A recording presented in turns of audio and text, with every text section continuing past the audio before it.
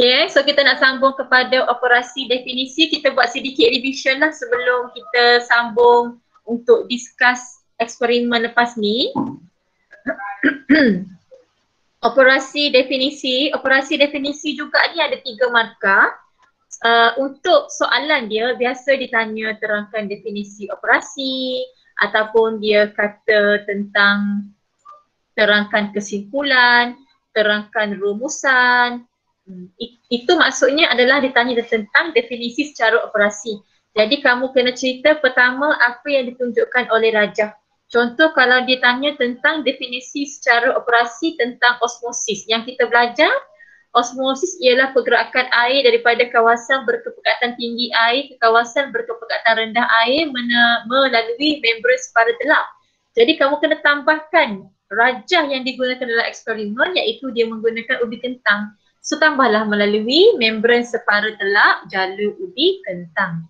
Yang markah kedua yang ditentukan oleh ORV, wajib ambil ORV. Kalau kamu bagi RV salah, mesti bagi ORV ataupun RVO.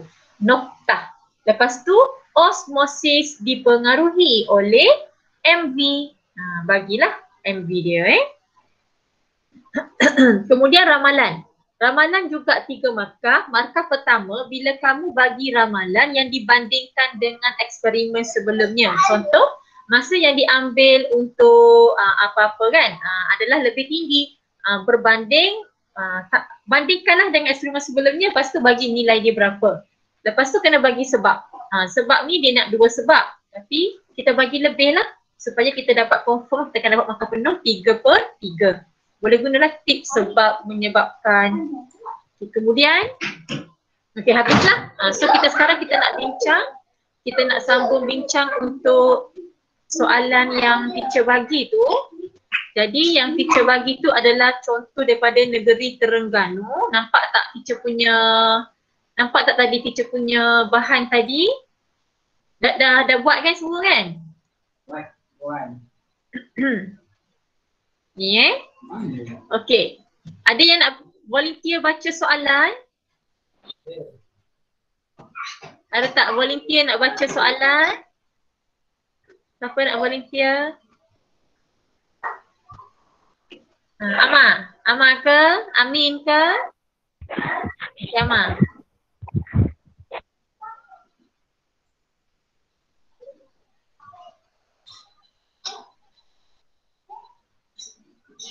Ma? Siapa lagi? Okey, baca Min. Ya. Okey, baca.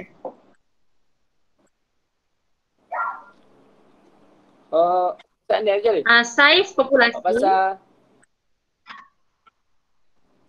ni mana nampak tak Ma?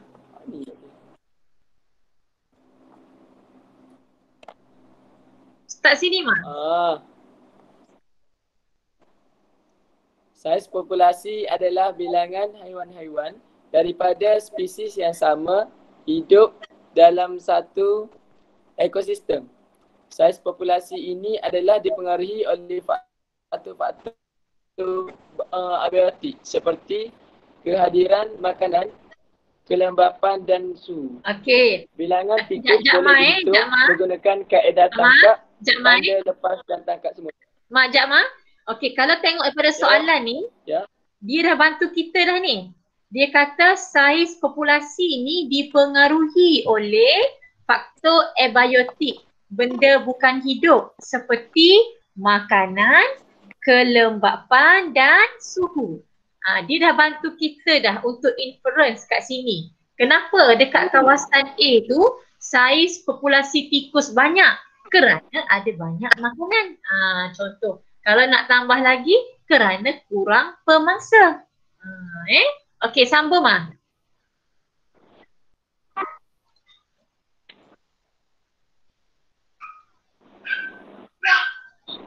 Sekumpulan sekolah murid ekologi telah menjalankan satu kajian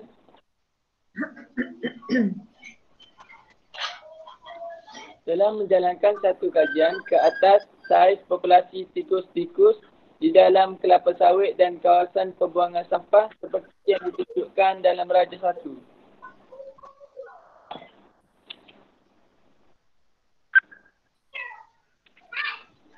Okey. Okey, terima kasih Mai. Okey, jadi dia bagi dua gambar kat sini. Satu gambar ladang kelapa sawit. Satu lagi dia bagi gambar kawasan buangan Baca sampah. belakang dia. Okey, tak apa Ma. Terima kasih Mai. Jadi dua tempat kat sini. Dua tempat di mana bilangan pemangsa mungkin berbeza, makanan pun berbeza. Okey, rajah 2 menunjukkan kekunci imej tikus tidak bertanda dan tikus bertanda yang dibuat kajian. Satu tikus tidak bertanda, satu tikus bertanda. Nampak tak pangkah kat sini? Langkah-langkah adalah seperti berikut. Pertama, pilih satu ladang kelapa sawit dan tanda dengan pancang kayu dan tali untuk membentuk satu kuadrat 7 darab 7 meter. Jadi, bila kita jawab soalan satu ni, automatik kamu akan dapat buat revision untuk soalan 2 yang mana untuk prosedur kan. Jadi kalau yang kat sini ni sampai ke tali ni untuk membentuk kuadrat ni kan, ini adalah K1. Dah dapat K1 dah. 7 darab 7 meter ni, ini adalah K2. Tangkap dan kumpul beberapa tikus menggunakan perangkap di dalam habitat. Ini juga dia akan jadi kepada K1. Tanda setiap tikus yang ditangkap menggunakan cat atau pengilat kuku yang mana adalah tidak beracun kepada mereka. Biarkan cat itu kering. Jadi ini boleh dijadikan sebagai K5, langkah berjaga, jaga. Dan juga akan dapat K1 jugalah teacher rasa. Rekod bilangan tikus yang ditanda di dalam tangkapan pertama sebagai X. Ini juga adalah K1. Lepaskan tikus-tikus ini ke dalam kawasan itu dan biarkan mereka bergaul secara rawak. Jadi ini akan dapat K1. Kembali semula ke tempat ini selepas seminggu. Kenapa selepas seminggu? Sebab kita nak pastikan mereka ni bergaul secara rawak dulu. Dan kenapa ini dapat K2 lah, K2 kena malarkan. Dan kenapa tak terus esoknya pergi? Sebab kita nak suruh dia bergaul secara rawak dulu. Ataupun kenapa tak pergi tangkap semula selepas setahun? Tak boleh lah sebab takut dah ada yang baru lahir, ada yang mati. Jadi tak tepat dah kita punya kiraan. Dan tangkap semula sampel tikus itu K1 lah. Sekarang kamu dah ada 1, 2, 3, 4. Dah ada 4 dah K1. Jadi kamu dah ada K1, kamu dah ada K5, kamu dah ada K2. Dah ada K5, dah ada K2 kan. Jadi 2 markah sudah dalam tangan. Yang ini yang ni Okey, kemudian hitung dan rekod bilangan tikus yang ditangkap dalam tangkapan kedua sebagai Y. So ini adalah K3 iaitu ORB. Tapi tak adalah menggunakan radar sebab kita hitung kan. Tapi bolehlah kot kalau buat macam ni lah, hitung dan rekod bilangan tikus-tikus yang ditangkap dalam tangkapan kedua sebagai Y dengan menggunakan perangkap tikus. Boleh tambahlah. Okey, juga hitung bilangan tikus yang bertanda dalam tangkapan ini sebagai Z. Pastikan untuk melepaskan haiwan-haiwan ini selepas dihitung ke dalam kawasannya, ini adalah K1. Kemudian hitung. Kira lah kan. Biasa kita guna kira kan. Kira saiz populasi tikus dengan menggunakan rumus X darab Y dan Z kan. Dan catat dalam jadual tambahlah kat belakang dan catat dalam jadual. So ini kamu akan dapat juga K3 ni. Tapi kali ni K3 untuk RB teori. Kamu akan dapat K3. Okey, Zuhani dah masuk So kamu akan dapat tadi, kamu akan dapat K3. Kemudian rekod semua data dikumpul ke dalam jadual, kamu dah dapat K1. Banyak kamu dapat ni. Ulangi langkah-langkah 1 hingga 10 dengan kawasan pembuangan sampah. So ini adalah K4. Jadi K1 tadi dah ada, K2, K5 ada, K2 ada, K3 dah ada, K4 pun dah ada. Maka kamu ada kelima-lima kriteria, kamu akan dapat 3 markah. Jadi nak tambah lagi langkah berjaga-jaga, kita boleh tambah macam mana? Eksperimen diulang sebanyak 2 kali bagi mendapatkan bacaan purata. Atas nasib lah, kalau ada dapat K5 dapat, kalau tak dapat tak apa. Sebab biasanya kalau eksperimen tu dia ada K5 dia yang tersendiri, dia nak K5 dia. Contoh macam kalau eksperimen yang kita nak uji pencemaran air tu kan, kita kena letakkan botol reagent tu ke dalam almari gelap ataupun kita balut dengan kertas hitam gelap. Kenapa? Nak mengelakkan berfotosintesis alga dalam tu. Itu adalah langkah berjaga-jaga lah K5. Jadi kita tengok sekarang soalan yang pertama. Minta maaf. Jadi bila kita dah baca semua soalan tu sekali kan, lepas tu kita baca lagi sekali, kita cari apa MV, apa MVO ataupun OMV, apa RV, apa ORV dan juga CV. Okey. Jadi tadilah, jadi apa kita punya CV? Dah jumpa dah. Kuadrat yang digunakan, maksudnya dibuat dengan pancang kayu dan tali tu, dia nak pastikan luas kawasan kajian tu sama CV. Jadi kita ada CV tu luas kawasan kajian, boleh? Luas kawasan kajian. Ya, luas kawasan kajian. Nak tulis kat mana sini lah. Okey, pertama tadi luas kawasan kajian sebagai CV. Okey, CV Kemudian mana kita punya MV? Okey, baca lagi. Okey, mana MV kita MV kita iaitu lokasi lah kan, lokasi kajian. Sama ada di kelapa sawit, ladang kelapa sawit ataupun tempat pembuangan sampah. Dah penuh tulis dekat sini So kita buat kat atas ni lah. Okey. Kamu kena tulis supaya senang lepas ni. Iaitu semula MV tadi, apa MV kita tadi? Lokasi. Lokasi kajian dijalankan ataupun tikus tu ditangkap. OMV kita, apa OMV kita?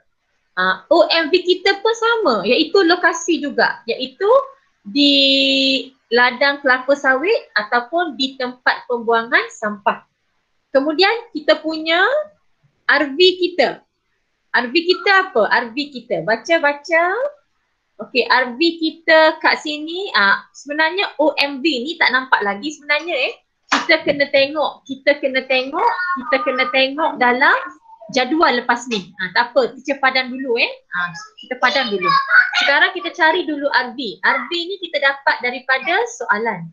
Jadi RV kita adalah saiz populasi tikus kan. Tik tadi, ingat lagi tak tik tadi tu bagaimana kita nak dapatkan MV dengan RV selepas perkataan mengkaji. Okey, cuba tengok sini dah jumpa dah. Ini perkataan mengkaji kan. Selepas perkataan mengkaji, kita akan jumpa MV dengan RV. Jadi apa? Okey, saya tulis balik So apa RV kita iaitu saiz populasi tikus. Ini adalah RV. Kemudian apa MV kita? MV kita ladang kelapa sawit dan kawasan pembuangan sampah. Maksudnya lokasi lah. Lokasi kajian. Okey, jadi tulislah. Tulis tadi. Okey, RV kita tadi apa tadi? Saiz populasi. Jadi MV dengan RV ni biasanya kita akan jumpa selepas perkataan menyiasat mengkaji lah. Okey. Kemudian CV. Tadi CV dah buat tadi kan, luas kawasan kajian. Ataupun kalau kita nak buat CV yang selepas seminggu tu boleh juga. Iaitu masa tangkapan semula. Masa tangkapan semula.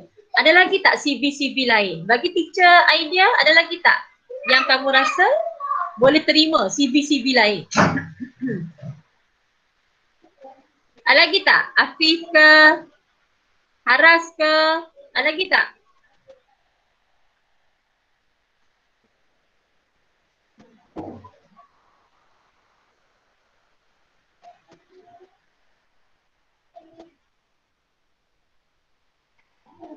Ya. Ada lagi tak CB? CB apa lagi? Apa kita tengok lepas ni Hujan. Okey. Kemudian sekarang kita nak tengok kepada jadual. Jadual. Daripada jadual kita akan dapat ORV dengan OMV. Jadi lokasi ini adalah OMV. Jadi MV dengan OMV adalah benda yang sama. Sekejap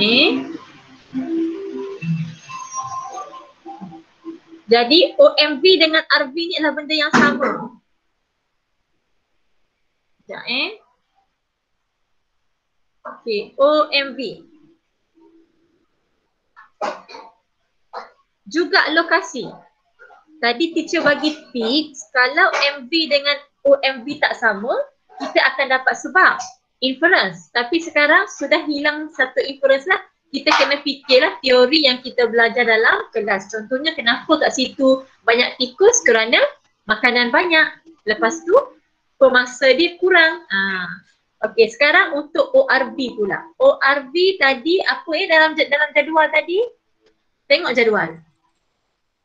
Yang dalam jadual ini adalah ORV. Biasanya kita ambil ORV adalah tangkapan kedua lah. Tangkapan kedua ORV. Jadi ini bilangan tikus tangkapan pertama, ini bilangan tikus dalam tangkapan kedua. Okey. Jadi soalan yang pertama, rekod bilangan tikus yang ditangkap dalam tangkapan pertama, bilangan tikus yang ditangkap dalam tangkapan kedua dan bertanda dalam tangkapan kedua pada jadual 1. Okey, baiklah. So macam mana kita nak kira? Boleh kira belakang? Dapat kan? Yang ni direct je ni, kamu kira bilangan je. Yang ni ada 17 ekor. Dalam tangkapan pertama ada 17 ekor kan, 1, 2 kan, ada 17 ekor. Dalam bilangan tikus tangkapan kedua Y 12, tapi yang bertanda ada 4. 1, 2, 3, 4. Tapi kamu kena hati-hati, kadang-kadang dia ada buat kat bawah ni petunjuk. Dia buatlah gambar seekor tikus tu memberi erti 2 ekor. Jadi kena darab lah. Tapi sekarang ni untuk soalan ni just kira direct je lah. Okay. So 17, 12, 4. Untuk pembuangan sampah 23, 18 dengan 6. Jadi saiz, jadi bilangan tangkapan kedua bertanda ladang kelapa sawit ada 4. Lepas tu untuk Z ada 6 yang bertanda kan. Jadi kat sini apabila kita kira lepas ni lah, kita kira saiz populasi lepas ni, tapi bila tengok dekat sini pun kita dah nampak dah. Maksudnya bilangan saiz populasi di tempat pembuangan sampah ni adalah lebih tinggi berbanding di ladang kelapa sawit. Betul lah. So bila kita kira lepas ni kita akan nampak lah. Jadi kat sini kita boleh buat kesimpulan lah. Kita boleh buat bagi sebab kenapa dekat sini lagi banyak. Sebab ada banyak makanan lah maksudnya. Boleh So sekarang ni kita diminta untuk dia ubah lahir. Biasa B ni dia nak pemerhatian, tapi kali ni dia suruh kamu bina dulu jadual. Kita faham dah kenapa? Sebab dia nak suruh kamu nampak. Bila kamu, sebab sekarang ni dalam jadual ni tak ada minta kamu kira saiz populasi. Jadi bila kamu dah kira saiz populasi dalam jadual ni, maka kamu akan nampak dengan jelas lah dekat ladang kelapa sawit ni kurang berbanding dengan tempat pembuangan sampah.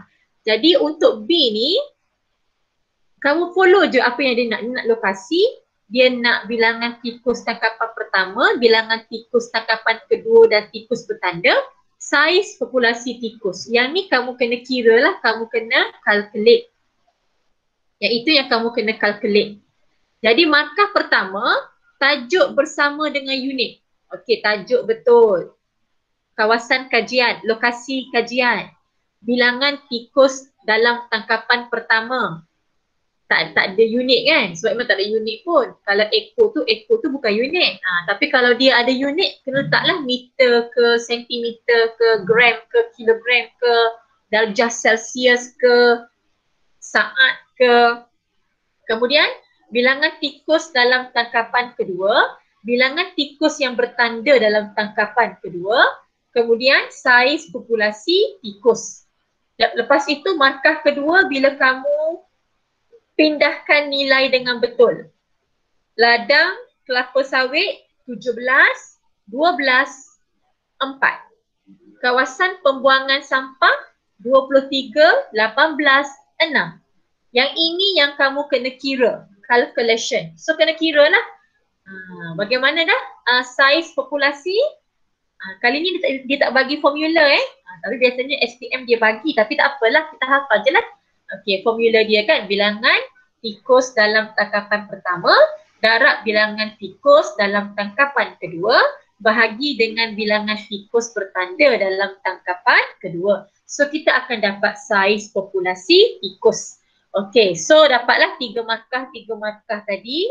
Untuk C1, berdasarkan jadual 1, nyatakan 2 pemerhatian yang berlainan. Ingat balik yang tadi teacher bagi tadi tu, mesti ada OMV, kemudian mesti ada ORV, data bersama unit dengan nilai yang tepat. Jadi sekarang ni, kamu jangan ceritalah pasal saiz populasi sebab dalam jadual dekat atas ni tak ada kan saiz populasi kan. Jadi sebaik-baiknya pemerhatian ni kamu cerita yang kamu nampak dalam jadual sahajalah. Contohnya kat sini Jadi ada 2 pemerhatian. So kita buatlah. Di ladang kelapa sawit, bilangan tikus dalam yang ditangkap dalam tangkapan pertama iaitu X ialah 17, dalam tangkapan kedua iaitu Y ialah 12. Dan bilangan tikus bertanda dalam tangkapan kedua ialah 4. Itu je untuk pemerhatian. Yang ni jangan buatlah. Teacher tak galakkan kamu buat sebab dalam jadual tadi kita tak nampak saiz populasi. Tak payahlah, kita buat yang atas tu je. Kemudian pemerhatian 2, di kawasan tempat pembuangan sampah, bilangan tikus dalam tangkapan pertama X ialah 23, dalam tangkapan kedua Y ialah 18 dan yang bertanda dalam tangkapan kedua Z ialah 6. Okey, yang ni tak payahlah tak payah. Okey, settle untuk pemerhatian. Bolehlah kan, senang je pemerhatian. Yang kedua, dia nak inference. Inference yang sepadan kepada pemerhatian. Jadi inference kena bagi sebab tadi kan. Sekarang ni kalau kita tengok balik soalan, tadi kan MV dengan OMV sama. So MV tak boleh guna sebagai inference. Sekarang RV, ORV kita apa tadi ORV kita? ORV kita tadi tengok balik dalam jadual tadi, kita gunakan ORV kita sebagai, ada 2 ORV kita. Sama ada bilangan tikus dalam tangkapan kedua ataupun bilangan tikus yang bertanda dalam tangkapan kedua. So boleh gunalah mana-mana. Tulis bilangan tikus dalam tangkapan kedua ataupun bilangan tikus yang bertanda dalam tangkapan kedua. Bilangan tikus dalam tangkapan kedua ataupun bilangan tikus yang bertanda dalam tangkapan kedua. Jadi sekarang ni RV dengan ORV tak sama. So bila tak sama, kita boleh jadikan RV teori ni sebagai inference. So kita dah dapat satu inference. Jadi kita nak cari satu je lagi inference kan. Tapi sebaiknya kita bagi lebih lah inference ni supaya kita akan dapat secure markah kita. Jadi contoh yang kita boleh bagi kalau ikut kepada skema ni. Pertama tadi, kenapa dekat tempat pembuangan sampah tu saiz populasi dia tinggi? Kerana dia ada banyak makanan. Tambah lagi, pemangsa kurang. Tambah lagi, kelembapan tinggi. Tambah je lah. Menyebabkan saiz populasi tikus rendah. Oh maaf, balik lah balik. Kalau dekat ladang kelapa sawit, dia makanan sikit. Dekat tempat pembuangan sampah, makanan banyak. Jadi nampak tak cara kita nak cari inference tu?